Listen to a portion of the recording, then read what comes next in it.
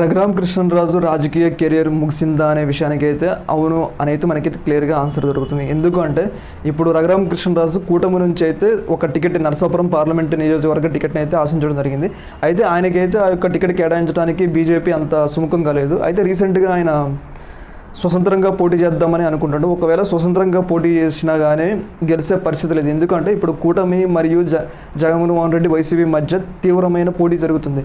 ఈ యొక్క పోటీలో ఒకవేళ స్వతంత్రంగా పోటీ చేసినా కానీ రఘురామకృష్ణరాజు అతను ఓడిపోవడానికి ఎక్కువ ఛాన్స్ ఉంటుంది. అర్థమైందా? ఇప్పుడు ఎట్లా అంటే రెండు ఎద్దులు బాగా పొట్లాడుకుంటే ఆ రెండు ఎద్దులే ఏదో ఒకటి గెలుస్తుంది కదా. ఇప్పుడు రఘురామకృష్ణరాజు ఒక పానకంలో పొడకలాగా ఆడ స్వతంత్రంగా పోటీ చేసినా కానీ ఆయన ఒక 20,000 ఓట్లు 30,000 ఓట్లు ఆయన యొక్క డబ్బు బలంతో వస్తాయి.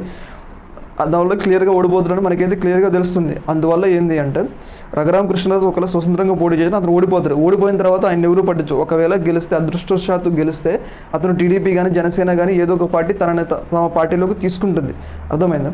ఒకవేళ ఓడిపోయిందనుకో అతనికి ఇంకా రాజకీయ కెరీర్ ముగిసినట్లు. ఎందుకంటే అటు పచ్చ మీడియాలు అతను ఇంకా టీడీపీకి సంబంధించిన మీడియాలు కూడా అతన్ని తమ యొక్క మీడియాలకి పిలిచి డిబేట్లో రచ్చబండ్లా అని చెప్పేసి పెట్టలేవు. ఎందుకంటే ఇప్పుడు ఆయన యొక్క సేవలు వినియోగించుకొని వైసీపీ మీద విమర్శలు చేద్దామని వాళ్ళ ప్లాన్తో అయితే ఆయన రోజు ఆయన యొక్క టీవీలలో ఆయనకి బాగా కవరేజ్ ఇచ్చేటోళ్ళు. ఒకవేళ ఆయన ఎంపీగా గెలవకపోతే ఆయన ఎందుకు పిలుస్తారు? ఇప్పుడు అర్థమైందా? చల్లని రూపాయలు ఎందుకు పిలుస్తారు? పిలవరు కదా.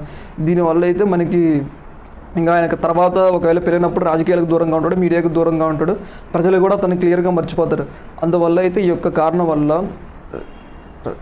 రఘురామకృష్ణరాజు యొక్క రాజకీయ జీవితం అయితే క్లియర్గా ఒకవేళ రాబోయే ఎన్నికల్లో గెలవకపోతే పక్క క్లియర్గా కనుమరుగైద్దని మనకైతే క్లియర్గా తెలుస్తుంది.